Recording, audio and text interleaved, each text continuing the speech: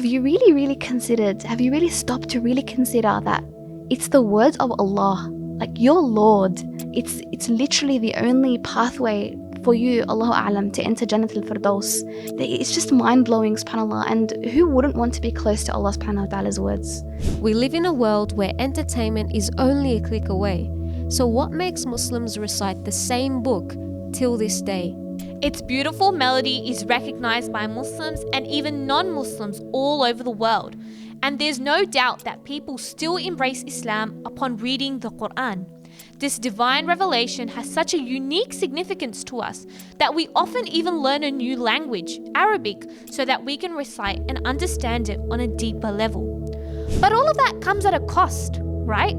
Today we met Maryam El-Kiki, a memorizer of the Quran and qualified Quran teacher, and discussed the challenges of learning Arabic, perfecting Quranic recitation and memorization, as well as her personal tips and tricks for anyone on their Quran journey. Stay tuned for the conversation.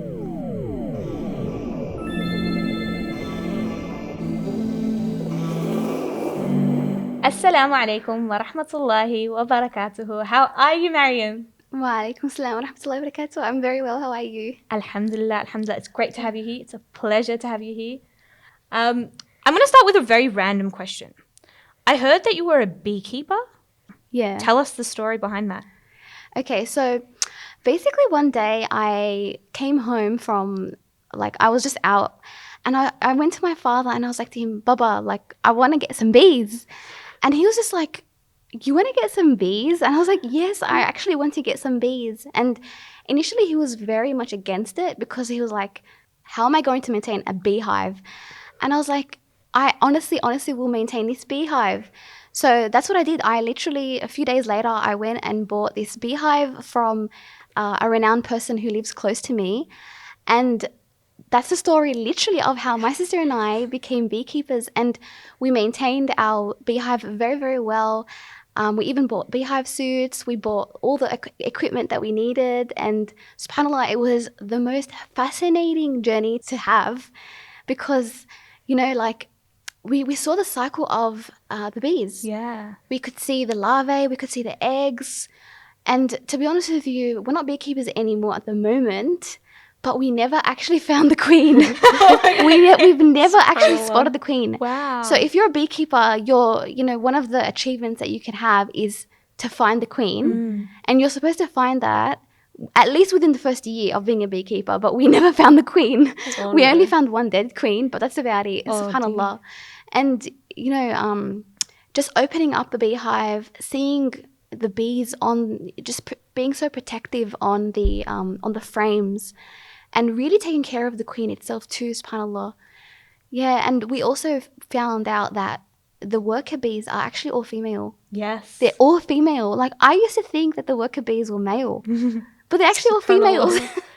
All the hard workers. What a surprise. All the hard workers. I think seeing nature and the way that nature plays out really allows us to treasure the blessings that Allah subhanahu wa ta'ala has created and admire and praise the power that Allah subhanahu wa ta'ala has in fashioning everything with particular order, with a particular life cycle, the way that they function, and the way that bees are essential in our world. And we know with climate change and everything like that, everyone's talking about save the bees, and there's a reason behind that, and there's a reason Allah subhanahu wa ta'ala has literally dedicated a surah with the title, right. And then the bee. Exactly right, subhanAllah. Very inspiring. So that's beautiful. Love that story. Very interesting. We also have a little game to play. So based on our Quran-themed podcast today, we have a little game, and that game is called the Tajweed Doctor. Okay. We're going to call you the Tajweed Doctor. I am not a Tajweed Doctor. No. Disclaimer. So we're going to give you a few of the common mistakes that people make. Okay. Right? And we want you to sort of give us your remedy. How do we fix it? Teach us. Okay. Don't worry, just mediocre, light prescriptions, nothing Sure. too. Inshallah. So we'll start with the first one. So the first one is Inna lazina amanu. How do we remedy What's the mistake? that mistake? And how do we fix it? Inna lazina.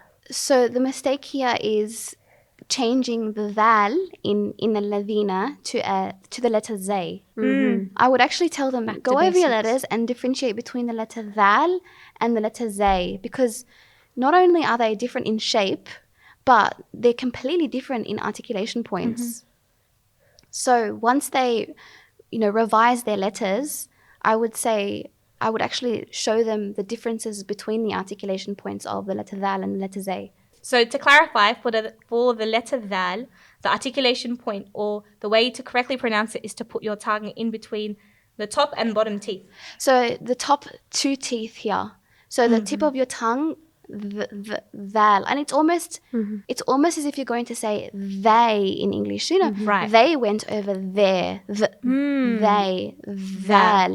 Dal. Yeah. Beautiful. And I think especially being English speakers, the best way to teach someone a different language, which is Arabic, is to give them the corresponding English example. Yeah. Of course, as much as you can, because Arabic, there letter are too many. Yeah, exactly right. Has an equivalent. All right, what's the next we'll one? go to the next one. This one's from Surah Al-Ikhlas, nice and basic, but a lot of people say وَلَمْ يَكُنْ لَهُ كُفْوًا أَحَدٌ. So the sukun on the fa. How do we remedy that common problem? I think one of the main reasons why people actually make that mistake in Surah Al-Ikhlas is because they know the surah so well that they haven't actually opened the Mus'haf in a while to visually see the ayah and identify that there's actually a dhamma on that letter. Yeah. And they become so complacent that they forget that there's actually a dhamma on that letter, and they switch it to a sukun. Yeah, and I think it's also speed. It's like Surah Al-Ikhlas Yeah, is the one that exactly. you can recite on the go, the Exactly go-to right, surah in your subhanallah. prayer. And I think it's that rush that often happens as well, that you mispronounce and you don't give each letter its haqq. That's its exactly right.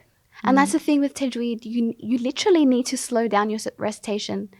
And the way to slow down is to remember that each letter, you need to actually hold it down for a little, like, of course, not too long, but you need to give it its right. You need to properly articulate that letter and then move on to the next letter.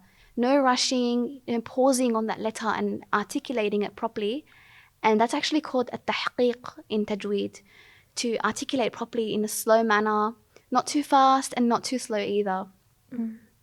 All right, we'll go for the last one. This is from Surah Al-Humaza, where a lot of people say تَطَّلِعُ. So it's a ta and a ta. Oh, yeah. How do we fix that? This is a tricky one because the ta and the ta actually have the same articulation point. The ta is the heavier version of the ta. Yes. So that's why people get confused with them. And it's very hard to differentiate between the two letters. But again, if you slow down and then articulate them, and inshallah it should come out. تَطَّلِعُ. تَطَّلِعُ. Easy advice. Slow Easy down. advice. Slow down. For real, It's slow as down. simple as that. Slow down. Yeah. All right. Beautiful. Jazakallah khair for that. Easy, common mistakes. Again, really easy, common mistakes that a lot of us make when we're reciting the Quran, when we're doing our usual recitation in the day. But really important advice, slow it down. Take your time, contemplate, really give each letter its true right, its true haqq. So you grew up in an environment, I would say, enveloped by Quran. How would you sort of describe your journey with the Quran then? I would describe my journey with the Quran as being completely integrated into my life.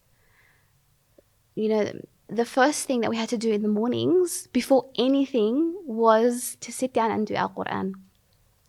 And as a kid, that was very difficult because all you want to do as a kid is to go on the PlayStation or to go on the computer. We had those big boxy computers back then, and we'd play all the computer games on that. Like we'd play Minecraft, all the good games, all the classic games, subhanallah. But, the priority in our life was the Quran, subhanallah, and my parents ensured that we had that value from when we were young. So the first thing after we'd eaten our breakfast was to sit down and do our Quran. And we actually knew straight away, subhanallah, like I have vivid memories of my mom actually saying, and I actually mentioned this in my Instagram post, but I remember my mom saying to us, Maryam, and like my twin brother as well, but like she'd be like, after you eat your breakfast, you sit down right now and you do your Quran. We literally had to sit down and ensure that that page was memorized and to a sufficient standard. It couldn't just be, any old thing. We had to actually make sure that there were very minimal mistakes. And once that was completed, that's when we were able to go on the PlayStation as much as we wanted. And so we knew that once the hard part of the day, which was, back then we were kids, so we knew that once that was completed, we could have the biggest reward, which was back then all the games we wanted. We played Spyro, we played Crash Bandicoot, all the good stuff. SubhanAllah. MashaAllah. The reward balances out, I guess, as a kid. It balanced out, honestly. As a kid learning Quran, was that you mentioned like it's hard for a child, right? Yeah. To put that priority on something that doesn't necessarily seem that important. But how did the importance of the Quran start reflecting in your own life? Or how did you start recognizing the importance of the Quran? Seeing my parents be close to the Quran, I have memories of my mum sitting in the sunroom, for example, and she'd sit in the corner couch. Like she'd sit on the corner couch and revise Surah Al-Kahf. And SubhanAllah, I actually memorized some of Surah Al-Kahf because I listened to my mum reciting Surah Al-Kahf on Fridays. And, if you reflect on the Quran, we all know as Muslims it's the word of Allah subhanahu wa ta'ala, but have you really stopped to really consider that it's the words of Allah, your Lord? For real, people think that, it's the words of Allah, but when you actually consider and you really reflect on the fact that these are actually Allah subhanahu wa ta'ala's words, it's just mind-blowing, subhanAllah. And who wouldn't want to be close to Allah subhanahu wa ta'ala's words? So establishing that connection and realizing that it's literally the only pathway for you, Allahu A'lam, to enter Jannat al-Firdaus. Of course, it's with Allah subhanahu wa ta'ala, but it's one of the easiest pathways, inshallah, to enter Jannat al-Firdaus, because Allah subhanahu wa ta'ala, in the hadith where the Prophet sallallahu alaihi wasallam said, it's going to be said to the reciter of the Quran, Iqra warqa, read and ascend. And your place in Jannah is with the last ayah that you recite. So if you memorize the whole Quran, and of course if you're close to the Quran, inshallah, assuming that you've completed the Quran, or if you died with that conviction, bi'idhnillah, you can assume inshallah that hopefully, Ya Rab, we enter Jannat al-Firdaus, Ya Rab. Ameen. How was your journey memorizing the Quran? Was there any portion of it that you really struggled with? I know I've heard stories of Hafidhs and Hafidhs who this one particular surah, I just couldn't get it. It took me so long. SubhanAllah, this is a really interesting story actually. I memorized about 23 ajza by the time I was about the age of 17, 18. And when I finished high school, which was when I completed the highest school certificate, that whole year was just me memorizing biology notes, chemistry notes, and I was absolutely exhausted for memorizing. And I knew that I only had 7 or 8 ajza to memorize, subhanAllah. But I was so put off memorizing that it felt like the most daunting task to just complete those last 8 ajza. And then, subhanAllah, what happened was I had wanted a cat for years. Okay. I'm not even kidding you. I wanted a cat for years. And every single time I'd ask my dad, Baba, can I please get a cat? And I'm a messy person, so my dad was like, no way. You're never getting a cat. Forget it. But then he said to me, if you finish memorizing the Quran, you'll get a cat, inshallah. And that's what I did. I literally sat day and night trying to finish memorizing the Quran. And subhanAllah, no one really knows this, but majority of the last few ajzat that I memorized, I actually memorized by listening to the Quran. So what I did for a massive portion of the day, I'd be sitting there and religiously sitting and listening to the Quran on repeat, as in I'm not even kidding you, for hours during the day, hours. I'd just dedicate myself to listening to that Quran, to especially the surah that I was memorizing. And subhanAllah, in those 3 or 4 months, I ended up finishing memorizing those 7 or 8 ajza, subhanAllah, just by listening, but listening religiously, not just, not paying attention. I'd actually be focusing on the ayat and really trying to memorize with the reciter, subhanAllah. And the reason I did that was because it was very hard for me to go back to memorizing visually, because I had just come out of the HC and I was basically exhausted from memorizing biology notes. So, but subhanAllah, really, really what gave me that intrinsic motivation was my dad telling me, you'll get a cat. And honestly, subhanAllah, I ended up getting my cat Rosie a year later. And until now, subhanAllah, I'd be patting her while revising my Quran, subhanAllah. So she's your Quran companion for life. Like, subhanAllah, I think to myself, I finished memorizing the Quran and I got Rosie, and now Rosie accompanies me while I'm reciting the Quran, subhanAllah. Look at that. I would like to meet your subhanallah. cat Rosie. I swear Next she's the best guest. cat. I swear she's the best cat. Wallah. Very well behaved. MashaAllah. I think I've seen a lot of animals interact very strangely with, like, prayer mats, Quran. Like, they seem to have some sort of fascination or attentive ear to it. Allah Alam. subhanallah. But I guess speaking of your childhood, I wanted to ask a question about, your ustad growing up, or your ustada. Did you have like somebody that you sat down with and revised to? My mum was my ustada. Yeah. Sometimes my dad, but mainly my mum, because she was the one who would push us to do our Quran most of the time. If she wasn't available, we'd go to my dad. Okay. But subhanallah, she would, what she would do was she would sit with us the day before we had to memorize a page, and she'd read the whole page with us, and we would recite after her to make sure there were no mistakes in the recitation so that we wouldn't memorize anything incorrectly. And then the following day, that's when we had to sit and actively memorize, subhanallah. Then what we'd do is, once that was completed, we'd have to go to my mum and recite the Quran to her. And again, if it wasn't to a sufficient standard, we were sent back. Go back and do that Quran. Like, I can hear my mum. Go back and do that Quran. It's not good enough. It's not ready. I think a few mistakes, as in maybe 2 or 3 mistakes max, not more than that. SubhanAllah. May Allah subhanahu wa ta'ala reward your parents. Ameen ya Rabb. Because I've heard of all of these different madrasa ustads and teachers Yeah. that seem to be a little bit harsh, or like, be Yeah. intense with kids in terms of their disciplining with the Quran. So in saying that, what are the ideal qualities of a Quran teacher? I would say someone who's patient. Someone who's patient, and especially living in the West, someone who understands, especially non-Arabs. Like, I feel like one thing is, a lot of teachers still do have that rigid mentality where you can't make any mistakes, and there's that harshness towards the Quran. Yeah.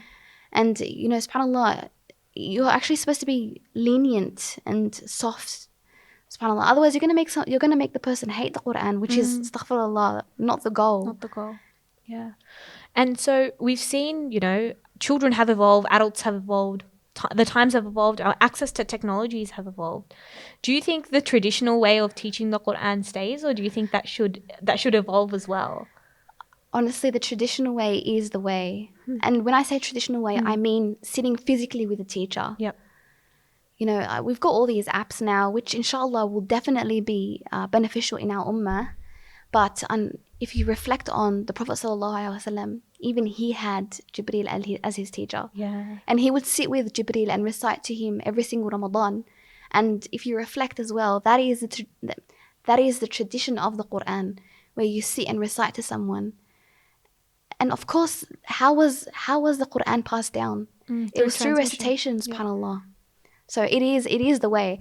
Of course, when I say tradition, I mean having a teacher, but like, there is that stigma now, like I mentioned previously, that people are still a little bit harsh with their students, when unfortunately it's not the right way to be, because you want someone to develop a love for the Quran.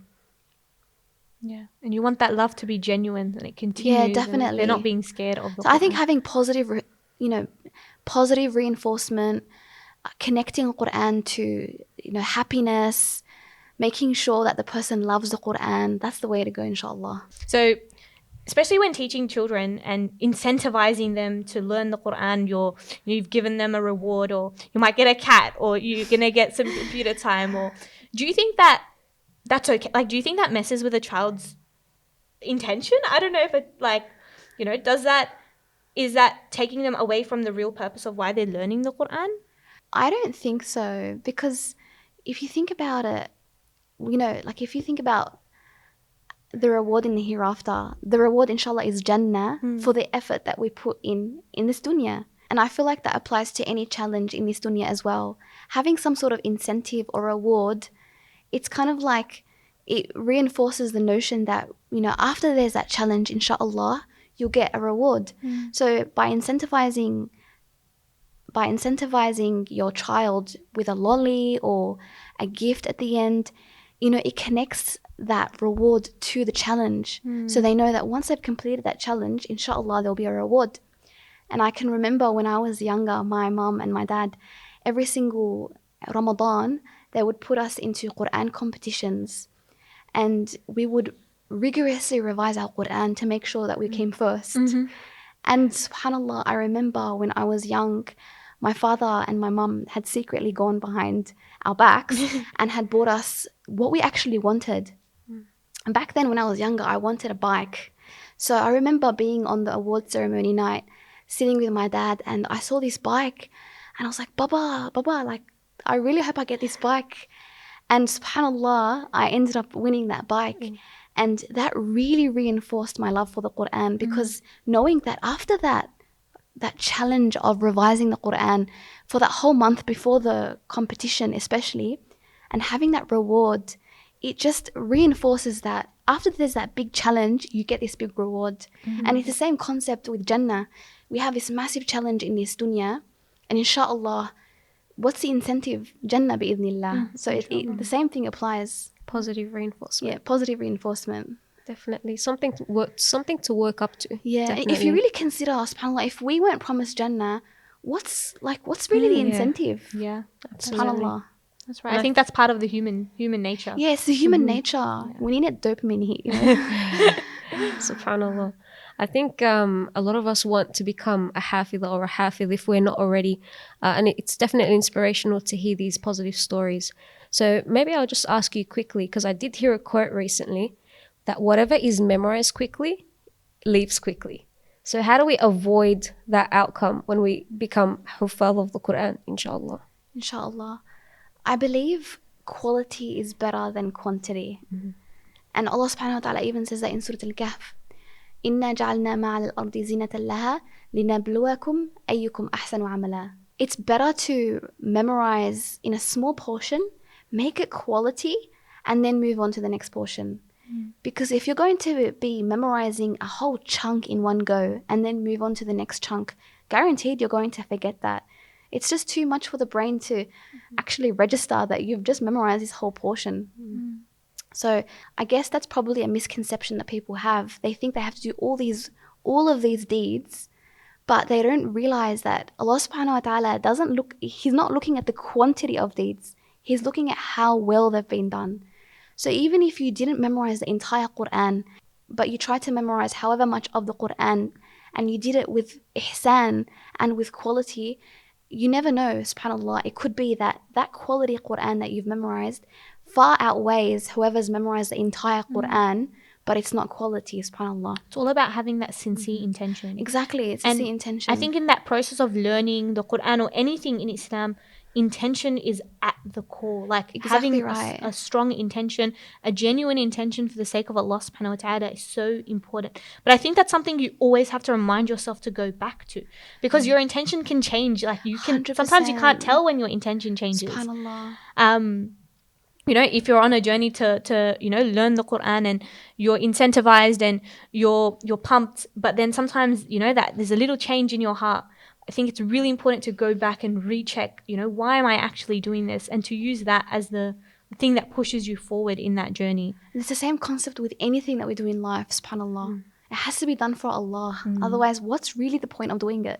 If you're not going to get the deeds, then what's really the point? We need the deeds for the hereafter, subhanAllah.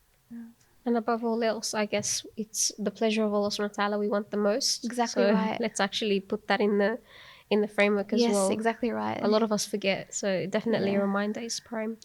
What would be a inspiring or motivating story around you that, so you told us your story about, you know, winning competitions and all that, but have you seen others, maybe a hafadh, maybe a sheikh that you followed, or someone around you, your mum included, who who've motivated you or to continue to motivate you till today in your journey of pursuing the Quran and learning the Quran?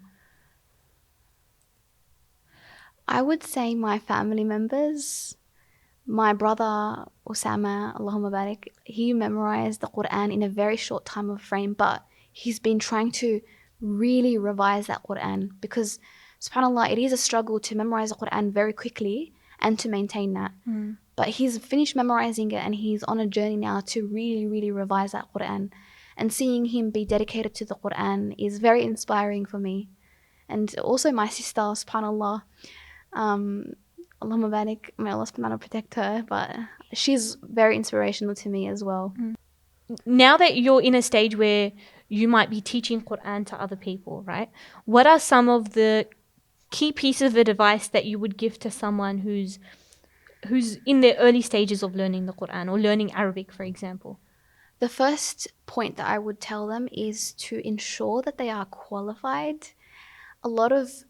There is a misconception in the community that if you've memorized the Quran, you are automatically qualified to be a teacher.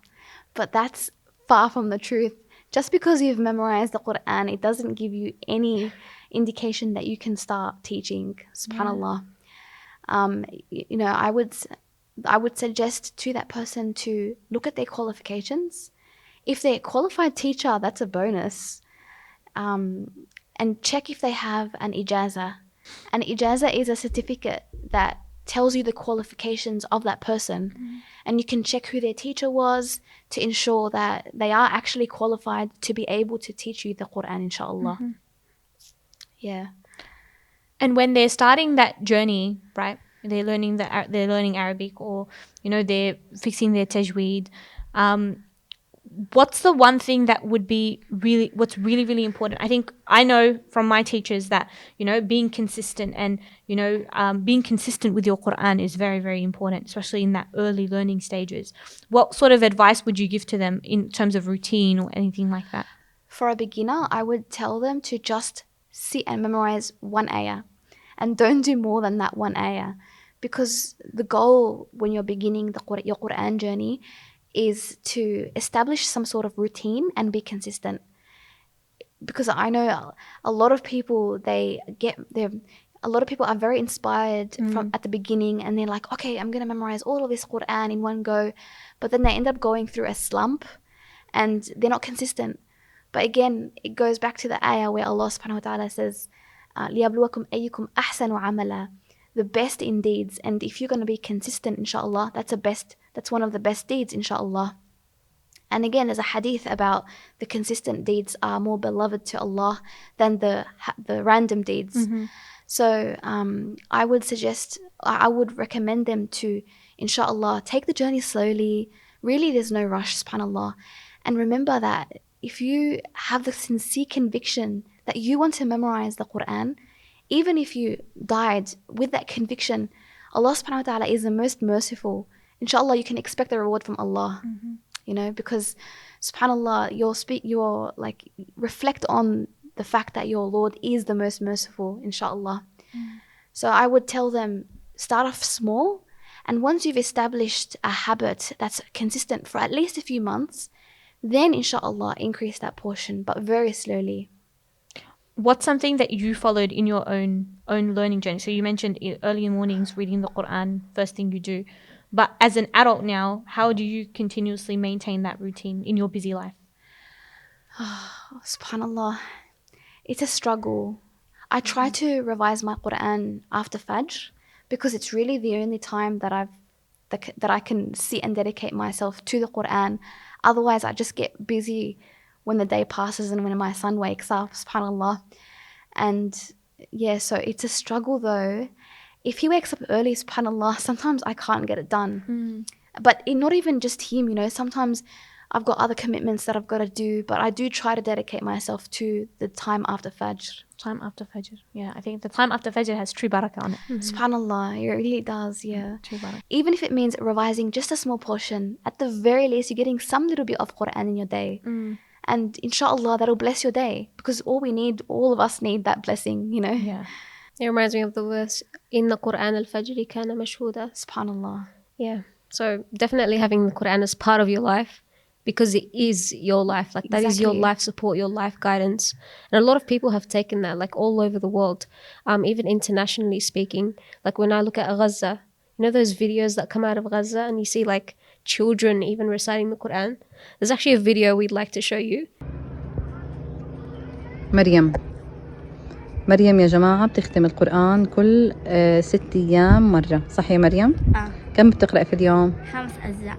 5 أجزاء. ليش يا مريم أنت هالقد مركزة في القرآن الفترة هاي؟ أول إشي عشان بيريحني.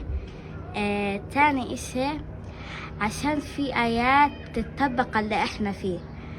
في زي مثلا الله خير حافظ وهو أرحم راحمين وجعلنا من بين أيديهم سدا ومن خلفهم سدا فأغشيناهم فهم لا يبصرون. يعني بتطبق على اللي احنا هلأ فيه في الوضع هذا. وبما انه احنا في وقت فراغ وفيش مدارس فيش دراسة، فيعني بحاول اقضي وقتي في اشياء مفيدة. ساعة بتأمل، ساعة بقرأ قرآن، ساعة بدرس، ساعة يعني هيك بحاول استغل وقتي في اشياء مفيدة. شو يعني بتتأملي؟ يعني بتأمل بالسماء. بتخيل قديش الله قادر انه بلحظة يفرج الكرب تبعنا وترجع غزة أحلى من قبل. How do you feel when seeing content like that? I just think of her yaqeen in Allah. She's got so much yaqeen and so much good thinking of Allah. And she's established such a close connection to the Quran. You know, when you think about it, subhanAllah, if you were to tell someone today, I revise 5 ajza, they'll look at you like, how do you do that in one day? Mm-hmm. But subhanAllah, she's managed. And she revises the whole Quran in 6 days. Subhanallah. Yeah. Wallah, it makes you ashamed as well. Yeah. We're so humbled, like, compared to her achievement. Yeah, could only subhanAllah. What wish. excuses do we have? What excuse do we have? She's so close to the Quran, Allah Mubarak. Yeah. And how old is she? Like maybe 10, 11, 12. Subhanallah. Yeah. I think even going through those situations, you kind of see this is where they're getting their yaqeen from. This is where they're getting their trust from. That they, at the end of the day, they know that, you know, Allah subhanahu wa ta'ala has a reason. There's a reason why this is happening. But, you know, Allah subhanahu wa ta'ala is there for them at all times during this difficult time. For them to take out time and to reflect and to think about the blessings that Allah subhanahu wa ta'ala has given them and not think about what he hasn't given them or what he's taken away from them. It's true insight. Like it goes to show how much yaqeen they have, truly. Subhanallah. Yeah. There's actually a quote I want to leave you with, and it is that your level of happiness is in line with how much you read the Quran. How do you feel about that statement? Because I've heard it a lot. I feel like, subhanallah, that quote really resonates to me, especially when I started understanding the Quran. Subhanallah, you know, a few years ago, I'd be reading the Quran just to finish my portion, subhanallah. Just, you know, oh, I read my Quran, like, I'm done for the day. But recently, I've been really trying to reflect on the ayat in the Quran. And, you know, even if I have to have my translation next to me, you know, the English translation, just to help me with understanding and visualizing what Allah subhanahu wa ta'ala is saying. It's had such a profound effect on my ability to understand the Quran. And it's just made me so much happier. Just understanding what I'm reading, even though I understand Arabic, subhanAllah, but sometimes you just need a backup to kind of reinforce the ayat. And it's just, you know, like sometimes your soul recognizes the ayat. Wallah, it's the most beautiful thing. Yeah. It's seriously the most beautiful thing. And I think that's it's, you know, Muslims are probably one of the only populations that, for the non-Arabs, or I think even for some of the Arabs, who can read and write a language that they don't understand.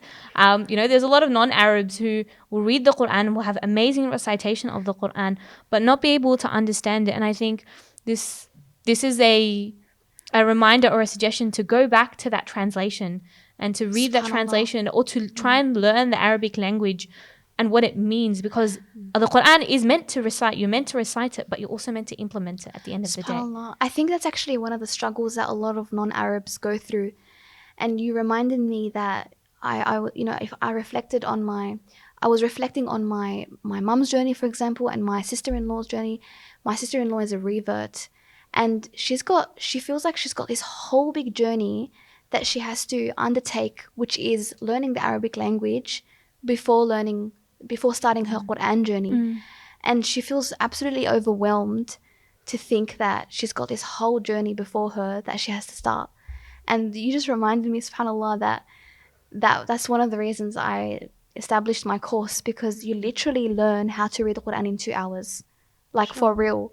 Non-Arab, doesn't know how to speak Arabic at all, doesn't know how to read Arabic, to being able to start reading the Quran within 2 hours, subhanAllah.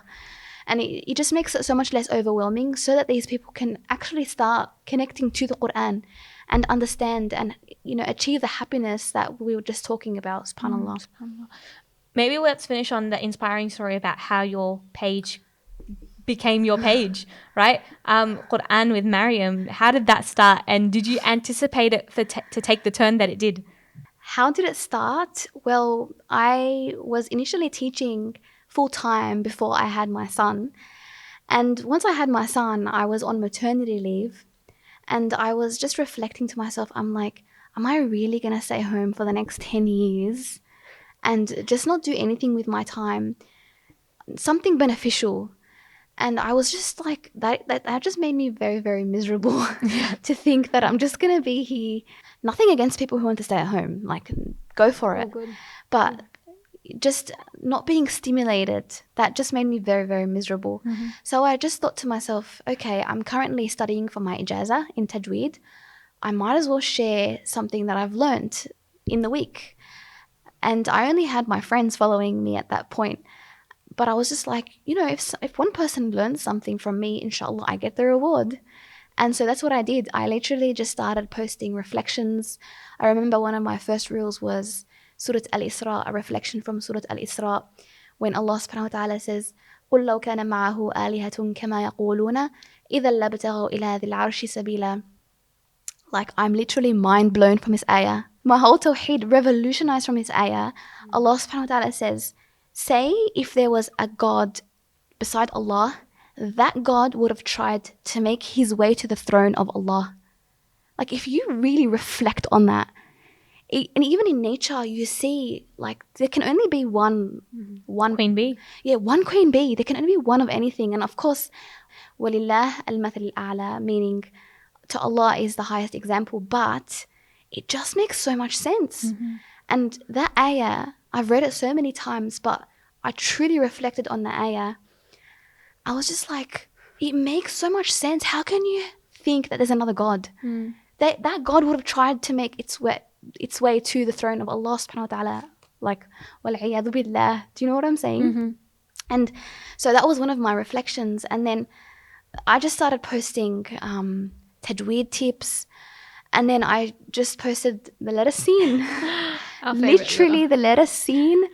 And that went absolutely viral. It was just me in my crushed niqab in front of my little granny flat.